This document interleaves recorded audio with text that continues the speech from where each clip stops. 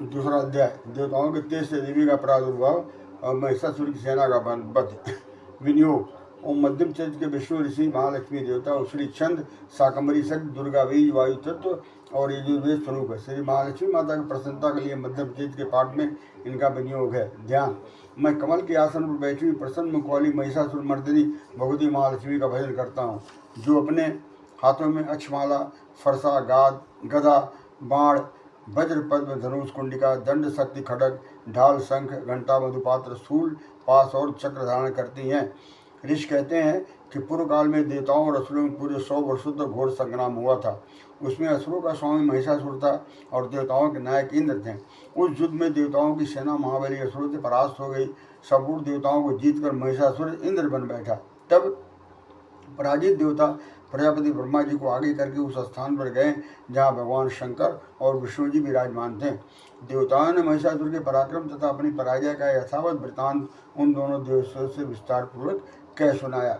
वे बोले, भगवान, महिषासुर सूर्य, इंद्र, अग्नि, वायु, चंद्रमा, यम, वरुण तथा अन्य देवताओं के वेदकार छीनकर वह स्वयं ही सबका अधिष्ठाता बना बैठा है। उस दुरात्मा महिष ने समस्त देवताओं को स्वर्ग से निकाल दिया है। तब वे मनुष्य के बाद पृथ्वी पर विचरते हैं। दैत्यों की ये सारी करतूत हमने आप लोगों से कह सुनाई। अब हम आपकी शरण में आए हैं, उसके वध का कोई उपाय सोचिए। इस प्रकार देवताओं के वचन सुनकर भगवान विष्णु और शिव जी ने दैत्यों पर बड़ा क्रोध किया। उनकी भवें तन गई, मुंह टेढ़ा हो गया। तब अत्यंत क्रोध में भरे हुए चक्रपाणी श्री विष्णु के मुख से एक महान तेज प्रकट हुआ। इसी पर ब्रह्मा, शंकर तथा इंद्र आदि अन्य देवताओं के शरीर से भी बड़ा भारी तेज निकला। वह सब मिलकर एक हो गया। महान तेज का वह पुंज जाज्वल में पर्वत सा जान पड़ा। देवताओं ने देखा, वहाँ उसकी ज्वालाएं संपूर्ण दिशाओं में व्याप्त हो रही थी। संपूर्ण देवताओं के शरीर से प्रकट हुए उस तेज की कहीं तुलना नहीं थी। एकत्रित होने पर वह एक नारी के रूप में परिणित हो गया और अपने प्रकाश से तीनों लोकों में व्याप्त जान पड़ा। भगवान शंकर का जो तेज था, उससे उन देवी का मुख प्रकट हुआ। यमराज के तेज से उनके सिर में बाल निकल आए। श्री विष्णु भगवान के तेज से उनकी भुजाएं उत्पन्न हुई। चंद्रमा के तेज से दोनों स्तनों का, इंद्र के तेज से मध्य भाग कटी प्रदेश का प्रादुर्भाव हुआ। वरुण के तेज से जंगा और पिंडली तथा पृथ्वी की तेज से रितम भाग प्रकट हुआ। ब्रह्मा के तेज से दोनों चरण, सूर्य के तेज से उनकी उंगलियां हुई, वसुओं के तेज से हाथों की उंगलियां और कुबेर के तेज से नासिका प्रकट हुई। उन देवी के दांत प्रजापति के तेज से और तीनों नेत्र अग्नि के तेज से प्रकट हुए। उनकी भवें संध्या के और कान वायु के तेज से उत्पन्न हुए।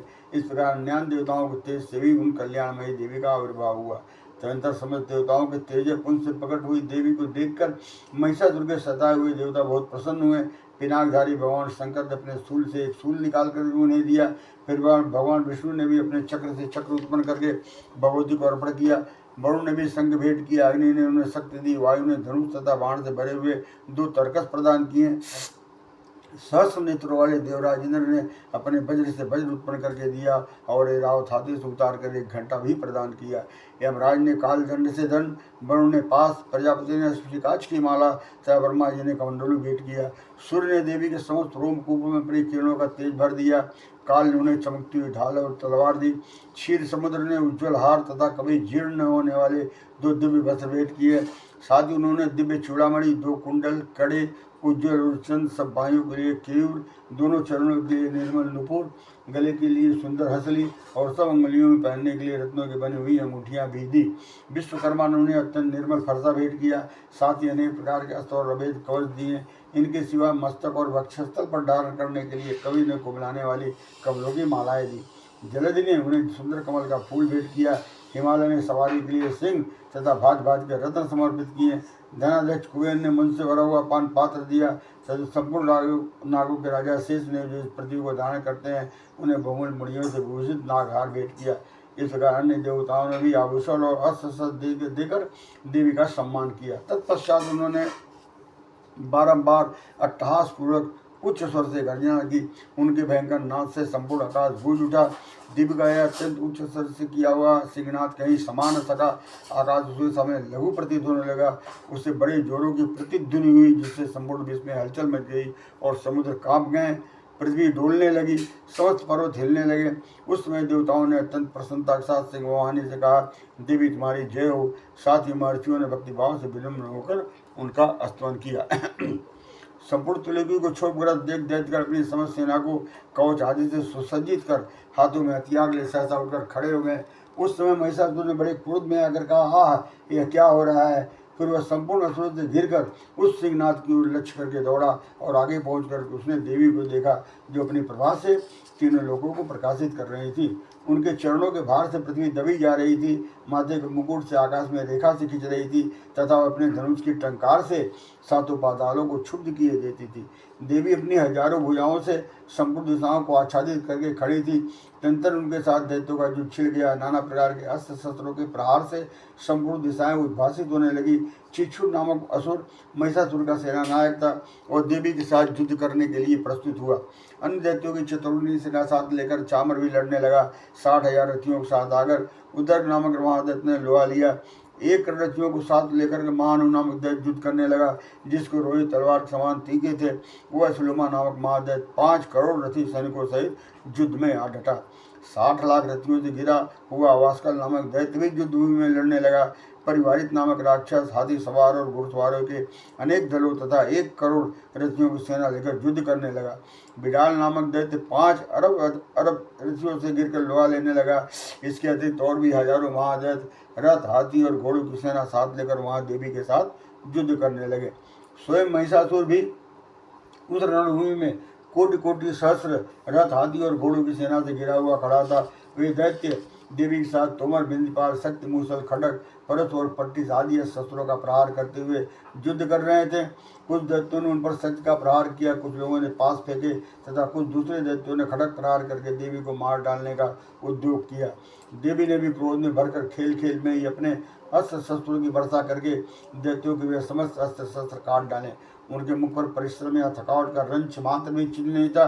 देवता और ऋषि उनकी स्तुति करते थे और वे भगवती परमेश्वरी दैत्यों के शरीरों पर अस्त्र शस्त्रों की वर्षा करती रही। देवी का वाहन सिंह भी क्रोध में भरकर गर्दन के बालों को हिलाता हुआ असुरों की सेना में इस प्रकार विचरने लगा मानो वनों में दावानल फैल रहा हो। रणभूमि में दैत्यों के साथ युद्ध करते हुए अंबिका देवी ने जितने निश्वास छोड़े वे सभी तत्काल सैकड़ों हजारों घोड़ों के रूप में प्रकट हो गए और परशु बिंदपाल घट्टक खड़ग तथा पट्टिस आदि अस्त्रों द्वारा असुरों का सामना करने लगे। देवी की शक्ति से बड़े हुए वे गढ़ असुरों का नाश करते हुए नगाड़ा और शंख आदि वाद्य बजाने लगे। उस सगना महोत्सव में कितने गढ़ मृदंग बजा रहे थे। तंत्र देवी ने त्रिशूल से, गदा से, शक्ति की वर्षा से और खड़ग आदि से सैकड़ों महादैत्यों का संहार कर डाला। कितनों को घंटे के बैंकन नाश से मूर्छित करके मार गिराया। बहुत सारे दैत्यों को पास से बांध कर धरती पर घसीटा। कितने दैत्य उनकी तीखी तलवार की मार से 2-2 टुकड़े हो गए। कितने ही गदा की चोट से घायल और धरती पर सो गए। कितने ही मूसल की मार से अत्यंत आहत होकर रक्त अवमान करने लगे। कुछ दैत्य शूल से छाती फट जाने के कारण पृथ्वी पर ढेर हो गए। उस रणांगण में बाण समूह के वृक्ष से कितने असुरों की कमर टूट गई। बाज की तरह झपटने वाले देव पड़े दैत्य कर अपने प्राणों से हाथ धोने लगे। किन्हीं की बाहें छिन्न भिन्न हो गई, कितनों की गर्दनें कट गई। कितने ही दैत्यों के मस्तक कट कट कर गिरने लगे। कुछ लोगों के शरीर मध्य भाग में ही विदीर्ण हो गए। कितने ही महादैत्य जांघें कट जाने से पृथ्वी पर गिर पड़े। कितने कोई देवी ने एक बाँह, एक पैर और एक नेत्र वाले करके 2 टुकड़ों में चीर डाला। कितने ही दैत्य मस्तक कट जाने पर भी गिरकर फिर उड़ जाते हैं और केवल धड़ के रूप में अच्छे अच्छे हथियार हाथ में लेकर देवी के साथ युद्ध करने लगते थे। दूसरे कबंध युद्ध के बाजू के लय पर नाचते थे। कितने बिना सिर के धड़ हाथों में खड़ग शक्ति और रिष्ट लिए दौड़ते थे तथा दूसरे महादैत्य ठहरो ठहरो यह कहते हुए देवी को युद्ध के लिए ललकारते थे। जहाँ वो घोर संग्राम हुआ था वहाँ की धरती देवी के गिराए हुए रथ, हाथी और घोड़ों और असुरों की लाशों से ऐसी पट गई थी कि वहाँ चलना फिरना असंभव हो गया था। दैत्यों की सेना में हाथी, घोड़े और असुरों के शरीरों से इतनी अधिक मात्रा में रक्तपात हुआ था कि थोड़ी ही देर में वहाँ खून की बड़ी बड़ी नदियाँ बहने लगी। जगदम्बा ने असुरों की विशाल सेना को क्षण भर में नष्ट कर दिया। ठीक उसी तरह से जैसे तीर्ण और काठ के भारी ढेर को आग कुछ ही क्षणों में भस्म कर देती है। और वह सिंह भी गर्दन के बालों को हिला हिलाकर जोर जोर से गर्जना करता हुआ दैत्य को शरीरों से मानो उनके प्राण चुने लेता था। वहाँ देवी के गणों ने भी उन महादैत्यों के साथ ऐसा युद्ध किया जिससे आकाश में खड़े हुए देवतागण उन पर बहुत संतुष्ट हुए और फूल बरसाने लगे। इस प्रकार श्री मार्कंडेय पुराण में 60वें मनवंतर के अंतर्गत देवी महात्म्य में महिषासुर की सेना का वध नामक दूसरा अध्याय पूरा हुआ।